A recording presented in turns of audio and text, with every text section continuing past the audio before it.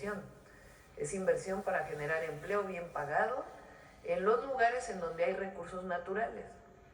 Si hay una inversión que representa mayor consumo de agua, pues no se va a hacer en el norte del país ni en el centro, se va a hacer en los lugares en donde en el país hay agua. Por ejemplo, Nestlé, que vino ayer, tiene una inversión muy grande en Veracruz, que lo hizo en el sexenio pasado de cerca de 340 millones de dólares. La que viene ahora, que es en Veracruz, en Jalisco, en Querétaro y en Chiapas, es de 1,000 millones de dólares.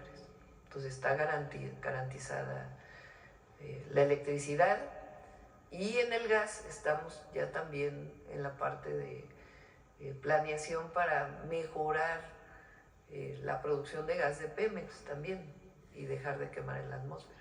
Gracias, Presidenta. Otra pregunta, nada más, si me lo permite. Sé que hablará ampliamente sobre este tema y yo quisiera que fuera tan amable de adelantarlos un poquito. Hablo del proyecto de tren de pasajeros México-Laredo, que ya está anunciado. Bueno, pues sabemos que va a cruzar gran parte del territorio de San Luis Potosí.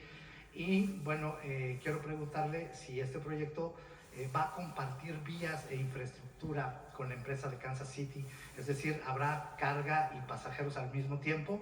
Y algo muy importante, este tren de pasajeros va a tener un nombre, han pensado como en bautizarlo. Digo, el Tren Maya, por ejemplo, no se llama a lo mejor le podemos llamar Tren del Golfo de México. Tren del Golfo de México sería muy bueno. Y si se va a compartir infraestructura, Presidenta. No, son líneas dedicadas, nuevas, vías dedicadas nuevas. Lo que sí es el derecho de vía en varios lugares, aunque se va a adquirir derecho de vía en algunos sitios, en otros el derecho de vía federal es lo suficientemente amplio, y ahí pues tenemos que hablar con las concesionarias nada más para ponernos de acuerdo que no haya afectación al tren de carga. Kansas City inaugura el 6 de febrero, ya no es Kansas City, ahora es Canadian Pacific, inaugura el 6 de febrero, su puente en Nuevo Laredo. Ellos hicieron un puente que cruza Nuevo Laredo con ferrocarril. Eso va a permitir poder trasladar carga desde el centro del país, incluso desde el Golfo, hasta Canadá, en tren, sin necesidad de cambio de vías, sino que ya está ese puente. Entonces es algo muy bueno, la verdad. Pero el tren de pasajeros tiene vías dedicadas, en algunos casos son 2 vías, en otros casos es una vía, se está haciendo el estudio de demanda para ello, y como platicamos,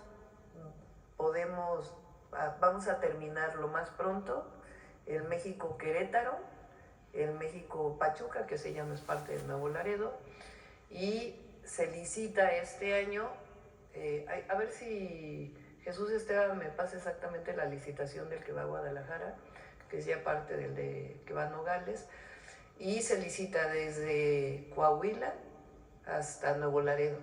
Esa parte, los otros 2 lo harían los ingenieros militares, y estas otras 2 partes se licitaría para que pueda haber participación de constructores privados, aunque es un tren del Estado mexicano. Del Estado. Iniciaría ya en este y el próximo año, ¿verdad? Este año, en abril. En abril inicia las construcciones del México-Querétaro. Vamos a tardar 2 años, ese es el objetivo. O sea, en 2 años, en el 27, vamos a poder ya viajar México-Querétaro y México-Pachuca. Y los otros se licitan poquito después de abril. O sea, la licitación sale, pero la asignación es más o menos a mediados de año, para que ya pueda iniciar sobre junio o julio la construcción de los otros 2 tramos. Última pregunta, rapidísimo.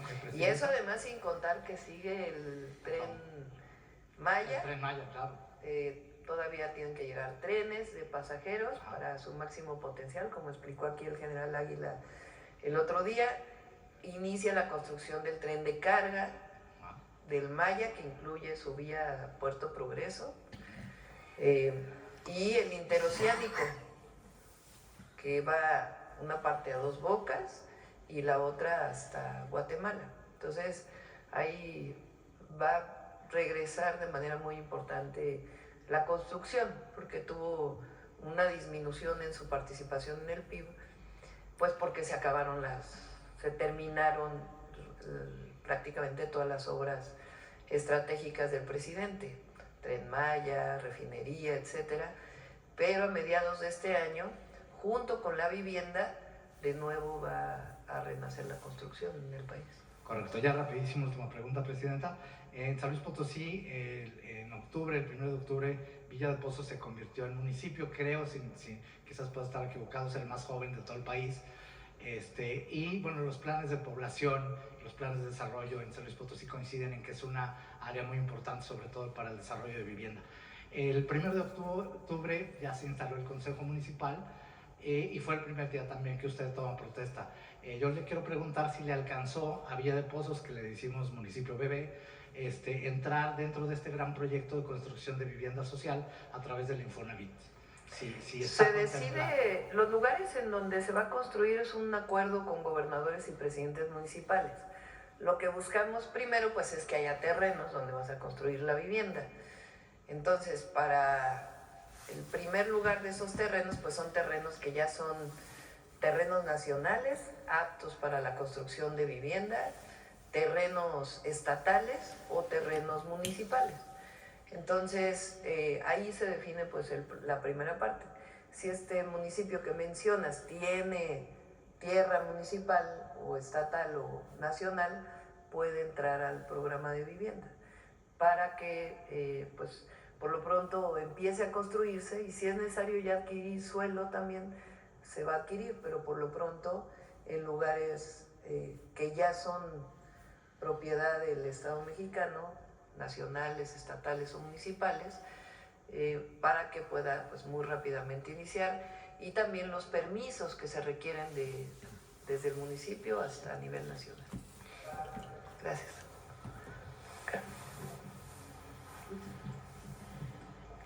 Buenos días a todos, buenos días, Presidenta. Elia Cruz de la Hoguera.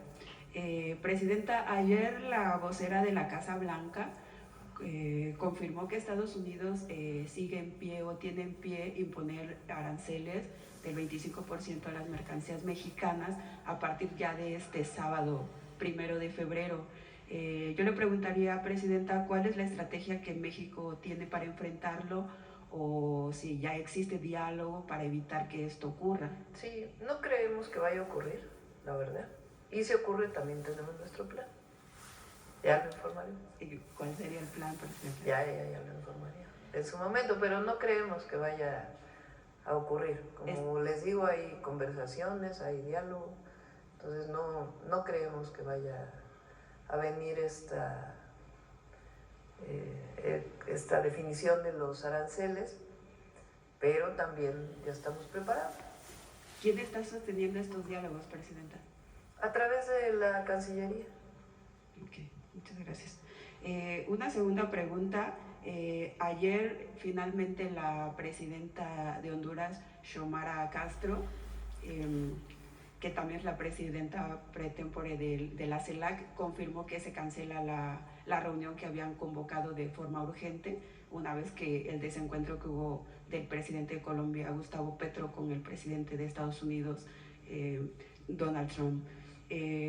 Pero en su comunicado la presidenta hace unos señalamientos que me parecen muy relevantes, porque habla de que unos estados miembros de la CELAC se han apartado de ese objetivo común que tenían de unidad. En ese sentido, Presidenta, ¿cuál es la posición de México? ¿Por qué se ha pronunciado México por la unidad, o ha sido de los estados que ella señala, que no dice nombres por supuesto, que se han apartado de ese objetivo común? El canciller va a entrar hoy en comunicación con el canciller de Honduras para conocer por qué la suspensión de la CELAC. Nos enteramos también por el comunicado. Entonces hay que ver cuáles fueron las razones primero, ¿no? Segundo, nuestra posición siempre es la unidad de América Latina y el Caribe. Siempre es la historia de nuestro país y siempre vamos a buscar esa unidad. Somos socios comerciales con Estados Unidos y tenemos mucha relación con Estados Unidos. De hecho, nuestro objetivo es que no cedemos ante esa idea de que el continente todo pueda constituirse como una potencia económica con respecto a las soberanías de cada uno de los países, pero pues nuestro vínculo con América Latina existe, es y lo vamos a continuar teniendo, y además es deseo del pueblo de México y de su gobierno que así sea. La CELAC es un organismo que define sus posicionamientos por consenso. Hay otras organizaciones multilaterales o de varios países que es por mayoría. En este caso es por unanimidad. Entonces, supongo que en esta parte del comunicado que hace la presidenta Xiomara se refiere a eso, a que es difícil tener un comunicado a lo mejor por unanimidad cuando hay diferencias entre algunos países. Entonces hay que ver por qué se suspendió, y siempre además nuestra coordinación, comunicación con particularmente los presidentes progresistas de América Latina, donde hay una gran identidad, pero con toda América Latina también. ¿No ve en esto, Presidenta, un alejamiento, un rompimiento quizá del bloque latinoamericano? No, pues hay que ver cuál es la decisión, por qué se suspendió, se pospuso esta reunión de CELAC. Por ejemplo, en marzo pues tiene que haber reunión, sea virtual o presencial. ¿Por qué pasa la presidencia de la presidenta Xiomara al presidente Petro de Colombia? Entonces hay que ver cuál fue, averiguar bien. Siempre decimos, hay que tener la información antes de poder vertir una opinión adicional. Algunos columnistas señalaban que posiblemente se diera esta cancelación porque temían a represalias de Estados Unidos. No, no lo creo. Una última pregunta, Presidenta. Usted nos había adelantado desde el 19 de diciembre que cuando se dio la visita de justamente del presidente Petro aquí a Palacio Nacional, que iban a presentar una candidatura conjunta para la Secretaría General de la OEA. Pero resulta que hasta ahora ya existen 2 candidatos, pero solamente 2 candidatos a la Secretaría General. Se cambia en mayo, se va Luis Almagro, pero la convocatoria cierra hasta el 3 de febrero, es decir, el próximo lunes, para presentar o impulsar una candidatura a los Estados miembros, México por supuesto. ¿Ya tienen esa candidatura? Usted dijo que iba a ser una mujer. No dijimos que se iba a presentar una candidatura más, sino que tendría que haber un acuerdo para ver a quién se impulsaba, ¿no? Que íbamos a ponernos de acuerdo para ver a quién impulsábamos. Y eso pues lo está definiendo en este momento la Cancillería, hablando con distintos países del continente y del Caribe. O sea que sí sigue en pie antes del 3 de la idea es que nos pongamos de acuerdo a quién se va a impulsar. Ese es el objetivo. Todavía no tienen un está en diálogo con los distintos países. Ok, muchas gracias. Hasta ahora hay 2 candidatos, porque se tienen que conseguir pues la mayoría de los votos de los países que forman parte de la OEA. Entonces se está buscando pues quién podría representar mejor.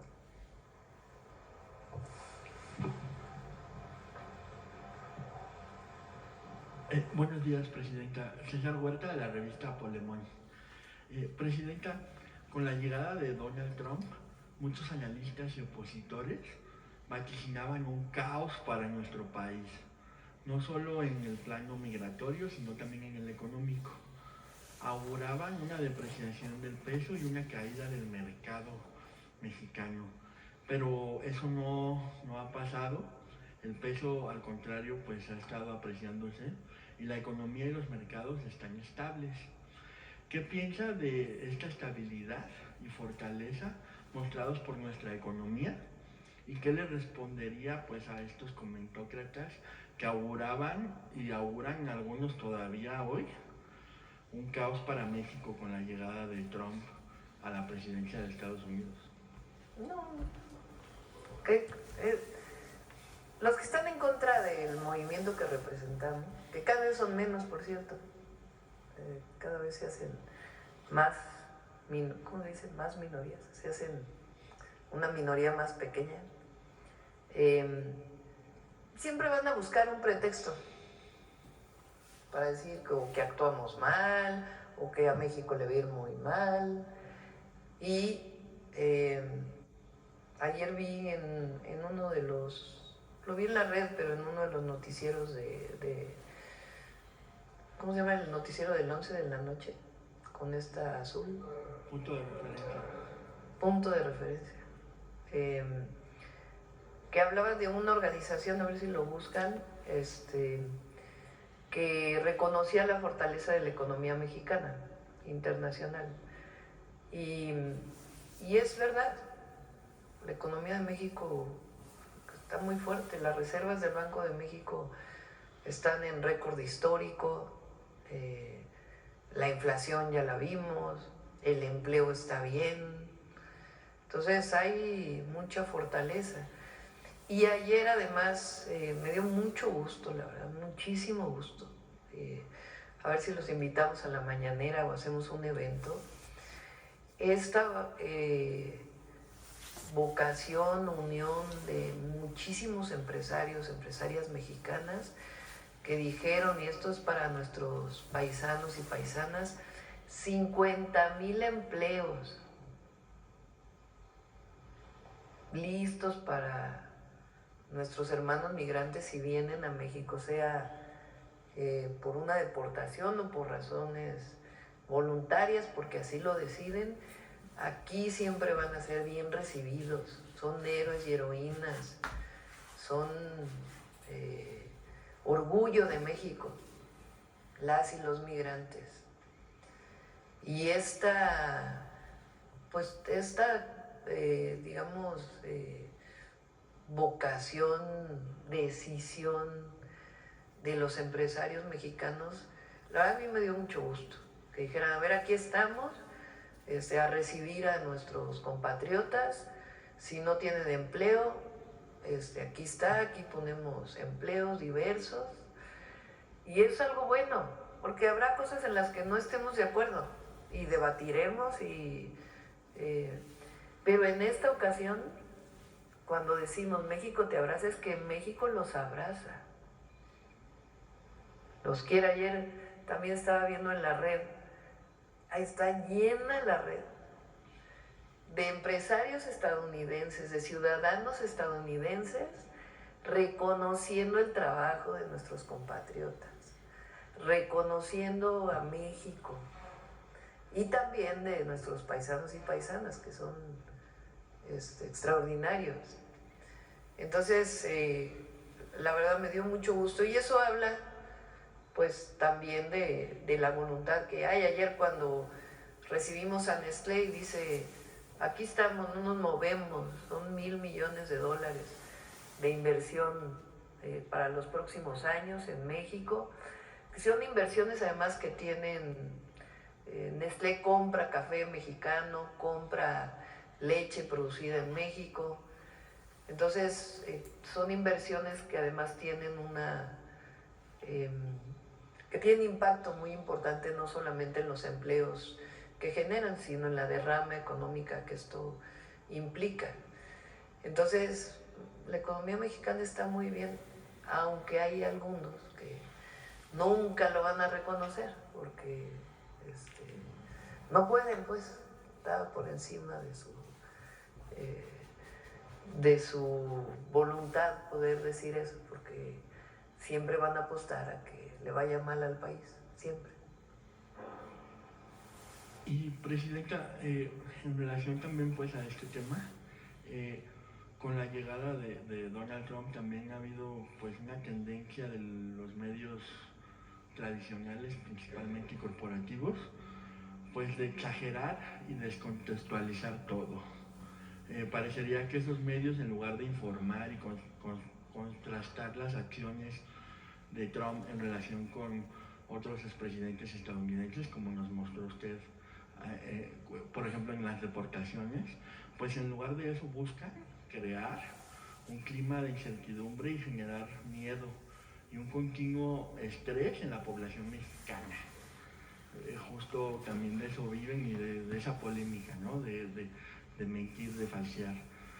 Usted pues ha apostado en cambio a actuar con la cabeza fría. ¿Y qué mensaje le daría a todos los mexicanos que al estar en contacto con estos medios alarmistas, principalmente en la televisión, pues se sienten estresados y tienen incertidumbre sobre lo que sucederá en nuestro país en el futuro?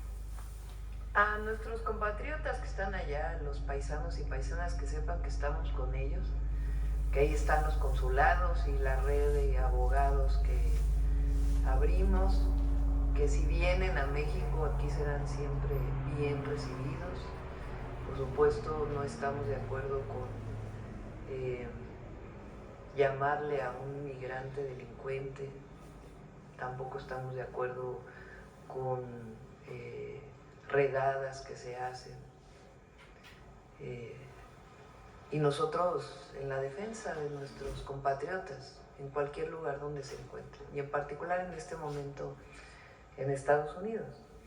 Fíjense, ayer se abrió una polémica sobre Google.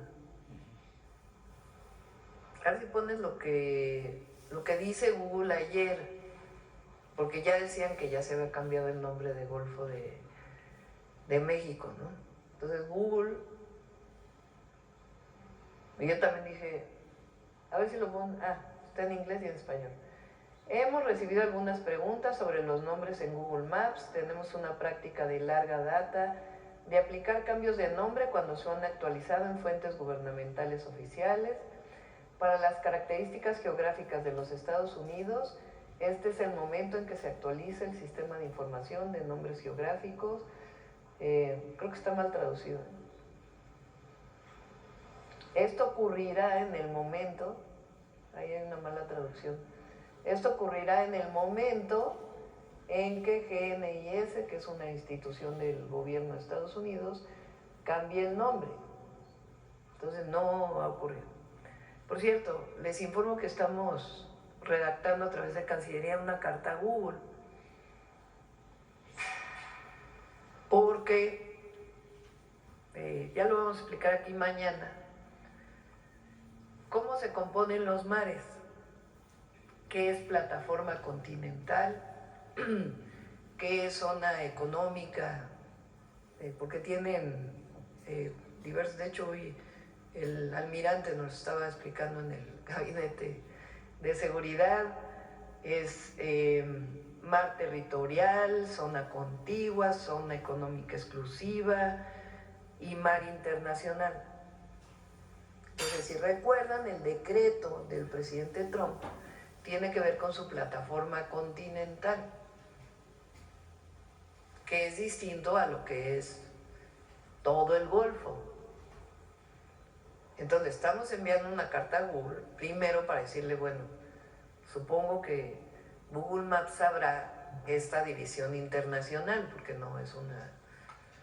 Sabrá también qué organismo es el que le pone el nombre a los mares internacionales, mar internacional o alta mar, y que correspondería en todo caso a la plataforma continental. Entonces, el día de mañana aquí les mostramos la carta que vamos a enviar el día de hoy, porque es muy importante pues que se ponga todo, como decimos, en su justo contexto de acuerdo a las publicaciones. Para poder cambiar un nombre de un mar internacional, pues no es un país quien lo cambia, es una organización internacional. Entonces, estamos enviando esta carta a Google, la vamos a enviar hoy, y mañana, si les parece, explicamos cómo cómo se define esto, ¿no? Porque no puede ser nada más a definición de un país, sino pues un país tiene sobre su territorio, no sobre la parte que es mar internacional. Y recientemente salió un artículo ahí de hecho ustedes lo preguntaron, en un medio inglés, ¿no? De Telegram, que decía que para ellos sigue siendo Golfo de México. Entonces, es importante para que se aclare, porque Google decía, bueno, es que, por ejemplo, el río Bravo, nosotros le llamamos Río Bravo y ellos le llaman Río Grande. Ahí pues hay una nomenclatura distinta, pero aquí pues hay aguas internacionales que tienen un nombre. Y compartimos plataformas, zonas económicas con Cuba, México y Estados Unidos, en el caso del Golfo de México. Entonces es importante que se conozca y que se explique bien. Presidenta, y por último, preguntarle, después de años de declive en la producción de gasolinas con los gobiernos neoliberales... Y por cierto, también le vamos a pedir que América Mexicana aparezca, que cuando uno ponga América Mexicana, aparezca el mapa de América Mexicana. Sí. Después de años de declive en la producción de gasolinas con los gobiernos neoliberales, Presidenta, pues ayer se informó que Pemex logró en el 2024 un muy buen desempeño con un crecimiento aproximado del 12.8%. Este repunte, ¿qué impacto tiene, Presidenta, en la soberanía energética de nuestro país? Y por otro lado, pues, ¿qué mensaje le daría a quienes criticaron y hasta se burlaron de la estrategia de rescate de Pemex emprendida por el expresidente López Obrador y que pues ahora, como bien vemos, usted ha continuado y fortalecido? Si les parece, el próximo miércoles hablamos de electricidad y el otro miércoles hablamos de petróleo, porque vale mucho la pena que se conozca lo que se hizo en el periodo del presidente López Obrador y lo que vamos a hacer nosotros en los próximos años. Es un fortalecimiento de Pemex muy importante en todos sentidos. En la producción de petróleo, que es una de sus funciones, en la refinación, en la recuperación de la petroquímica y la producción de fertilizantes, Pemex va a participar en el Parque de Economía Circular que vamos a instalar en Hidalgo, que es muy importante porque es, digamos, una nueva visión de la parte sustentable de Pemex.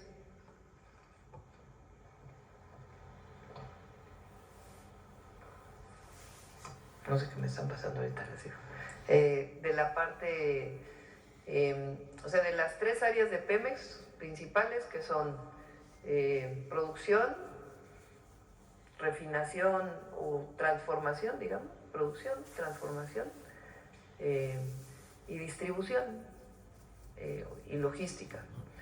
Entonces, Luz Helena, Víctor han estado haciendo con todo su equipo un gran trabajo para el fortalecimiento de las tres áreas y además esta otra parte de la línea de sustentabilidad de Pemex que estamos abriendo, que tiene que ver con un documento que hizo en el 2024 Pemex, que tiene que ver con una parte de sustentabilidad, pero nuevas líneas de participación de Pemex como empresa energética del Estado. Entonces, si nos dan chance, en 15 días presentamos esto para Pemex.